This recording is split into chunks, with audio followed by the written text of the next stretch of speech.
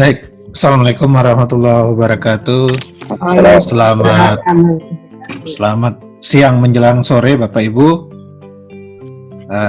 Selamat berjumpa dengan saya narasumber Bambang Trimansyah, biasa dipanggil Bambang Trim. Baik Bapak Ibu, langsung saja saya mohon izin untuk melakukan share screen dari materi kita pada siang atau sore hari ini ya.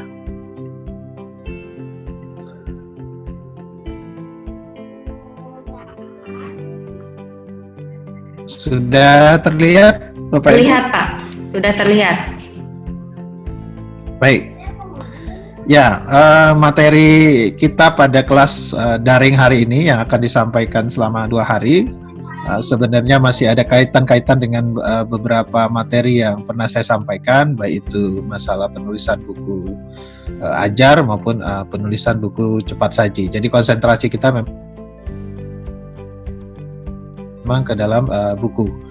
Nah, konversi KTI non buku menjadi buku ini adalah proses mengubah bentuk satu KTI non buku menjadi buku. Jadi konsentrasi kita ke buku ya, Bapak Ibu.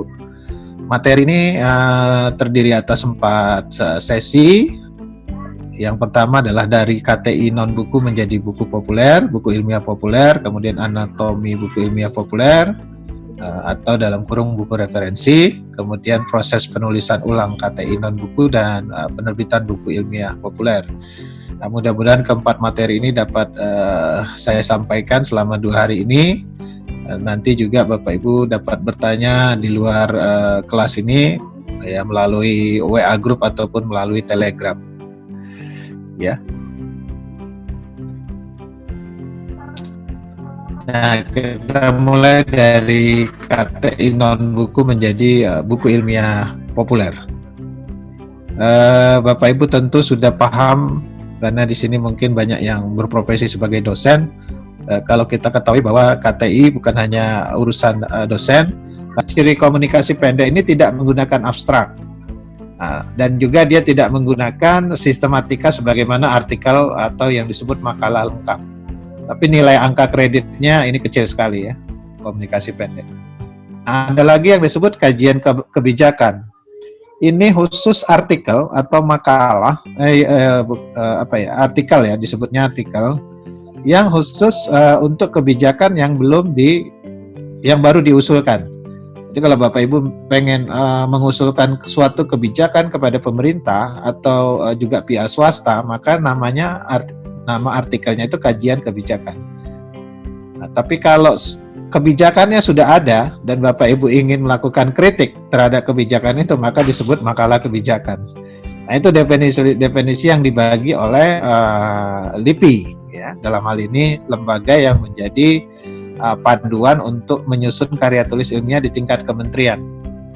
Selain LIPI ada lagi LAN, namanya Lembaga Administrasi Negara, yang juga menjadi rujukan dalam penulisan KTI. Tapi kalau kita dosen, maka kita merujuknya ke Dikti, Direktorat Pendidikan Tinggi.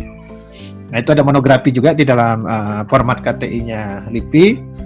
Monografi di sini adalah buku, tapi dia strukturnya hampir sama dengan struktur makalah lengkap, hanya diperluas dan diperdalam, ya, Bapak Ibu.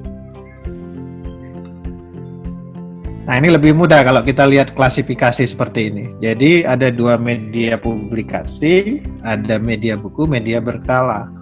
Konversi KTI secara bagan ya. Jadi pertama, karena dia bukan non buku, maka anatominya harus disesuaikan dengan anatomi buku. Nah, yang paling penting Bapak Ibu akan melakukan pengubahan judul. Jarang tidak diubah judul, itu pasti diubah. Judul skripsi, tesis, disertasi panjang-panjang. Dan banyak juga yang menggunakan awalan pe. Nah, kita kalau di judul buku kita menghindari judul-judul berawalan pemanfaatan, pendayagunaan. Itu menunjukkan karya ilmiah yang sangat kaku ya. Makanya kita ganti judulnya kadang-kadang berawalan atau tanpa awalan sama sekali. Jadi yang diganti itu judul, subjudul dan sub-subjudul. Nanti kita lihat ya. Kemudian kemungkinan Bapak Ibu akan melakukan pemotongan. Tidak semua bagian skripsi, tesis, disertasi ditampilkan. Jadi dipotong. Tapi ada juga yang kasusnya penambahan. Karena mungkin Bapak Ibu harus mengupdate atau memasukkan pemikiran baru, ya. Jadi itu yang mungkin terjadi. Kemudian atau penggabungan materi. Jadi dua bab yang terpisah disatukan, bisa terjadi itu di dalam di dalam konversi ini. Dan terakhir melakukan penulisan ulang, ya. Nah, kadang-kadang yang menjadi kendala Bapak Ibu yang akan menjadi pertanyaan itu karena karakteristik KTI yang biasanya menjadi di dalam konversi ini, ya.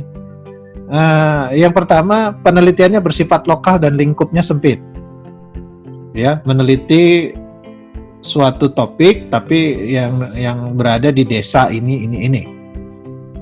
Sebenarnya nggak ada masalah. Karena penelitian itu pasti ubah presentasi menjadi buku. Bisa nggak? Bisa. Jadi presentasi PowerPoint Bapak Ibu mau dijadiin buku bisa. Jadinya buku ilmiah populer. Tapi ada juga kemungkinan dia menjadi buku ajar atau buku teks atau modul kalau kaitannya dengan silabus. Kalau yang presentasinya tidak terkait dengan silabus maka dia jadi buku ilmiah populer. Ya, itu satu contoh konversi. Banyak sekarang itu orang punya slide presentasi banyak, tapi nggak ada bukunya. Ya. Oke. Nah, ini tadi pertanyaan, jika Bapak Ibu jadi mengkonversi skripsi tesis ya pasti jadinya buku ilmiah populer. Ini mungkin karena Bapak Ibu pernah ngikut pelatihan saya yang kemarin, ya, buku ajar, mungkin ya buku lainnya kaitannya dengan mispersepsi atau kerancuan dalam menamai buku. Salah satu buku yang rancu dinamai oleh Dikti, Direktorat Pendidikan Tinggi, itu adalah buku referensi. Jadi ada dua pedoman yang bertentangan.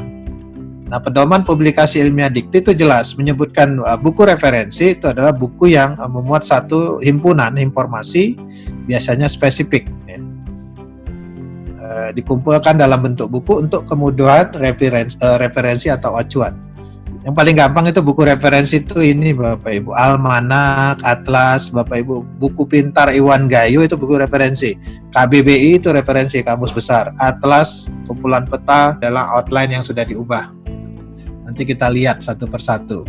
Jadi kalau besok ada yang selesai kita bahas juga beberapanya sebagai contoh buat Bapak Ibu melakukan konversi. Tapi besok juga saya akan menyampaikan bagaimana cara menulis ulang dari konversi. Nah, kalau Bapak Ibu sudah katam ini kan, sudah mahir kan, Bapak Ibu bisa membantu orang lain. Atau Bapak Ibu juga menjadi menjadi mitra saya, ya. Saya nggak nyebutnya tim, jadi kolega saya. Kalau ada pekerjaan melakukan konversi dilempar kepada Bapak Ibu semua. Ya. Nah, kalau saya gimana cara konversi itu? Saya selalu pakai tarifnya, ada yang disebut tarif project, satu project itu, atau tarifnya per halaman. Minimal biaya untuk mengkonversi ini per halaman itu 60.000 Bapak Ibu, minimal, ya. Kita harus melihat tingkat kesulitannya. Jadi halaman konversi itu nanti dilihat dari halaman jadinya, itu minimal 60.000 per halaman. Itu aspek ekonomis kalau Bapak Ibu punya keterampilan melakukan konversi ini. Karena memang tidak semua orang mau berpayah-payah mengonversi sendiri. Banyaknya meminta bantuan dari penulis lain. Saya kira itu. Silakan jika ada pertanyaan. Halo Pak Bambang. Ya. Pak Bambang, di chat sudah ada beberapa pertanyaan, Pak. Baik. Dari Pak Ahmad Jani Pitoyo. Sudah terlihat, Pak? Stop dulu. Dari siapa? Pak Ahmad Jani Pitoyo. Pak Ahmad Jani, monggo. Kan, gitu. Jadi tetap aja ada basis penelitiannya. Kecuali yang Ibu maksud ini adalah penelitian baru, pemikiran baru. Apakah harus dengan harus melakukan penelitian ulang? Ya iya, kalau pemikirannya sama sekali baru, itu harus melakukan penelitian ulang. Karena kalau hanya basis penelitian kan nanti ditanya uji teorinya dari mana dan sebagainya. Itu Bu. Tapi kalau misalnya Ibu menanya KTI yang berdiri sendiri bukan konversi, apakah KTI itu boleh dari pemikiran? Boleh, asal bisa dipertanggungjawabkan. Karena kan tadi KTI itu bisa hasil litbang, hasil pemikiran, kan?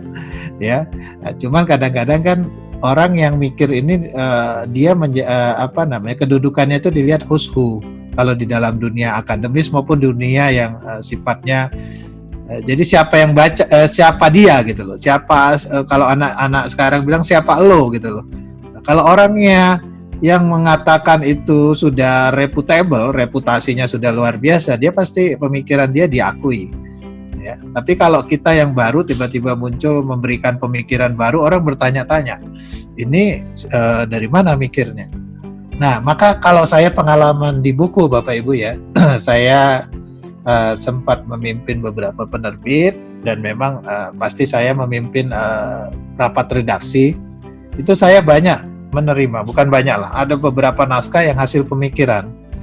Nah, kalau dia merupakan hasil pemikiran, tesis, disertasi itu wajib dirujuk di dalam daftar rujukan. Apa yang ada di daftar rujukan wajib disitasi di dalam teks. Itu sudah kelaziman, konvensinya begitu, termasuk jurnal. Maka kalau ada skripsi, tesis, disertasi menggunakan istilah bibliografi atau daftar pustaka, itu keliru. Kelirunya begini, Bapak Ibu sebagai dosen nggak bisa marahin mahasiswanya kalau dia tidak mensitasi. Ada di daftar pustaka tapi nggak ada di dalam teks. Jadi kalau mau disitasi namanya daftar rujukan atau daftar acuan. Nah, ketika dia menjadi buku, Bapak Ibu boleh mengubahnya menjadi daftar pustaka. Apa artinya? Yang ada di daftar belum tentu dirujuk di dalam teks, hanya dibaca, hanya menjadi memantik gagasan kita. Kita baca, oh iya ini memantik, tapi tidak disitasi, nggak apa-apa. Itu namanya daftar pustaka. Jadi menyambung pertanyaan Bu Rita, ketika Ibu mau menggunakan sumber pustaka lain yang tidak dirujuk maupun dirujuk di dalam buku, ya boleh saja.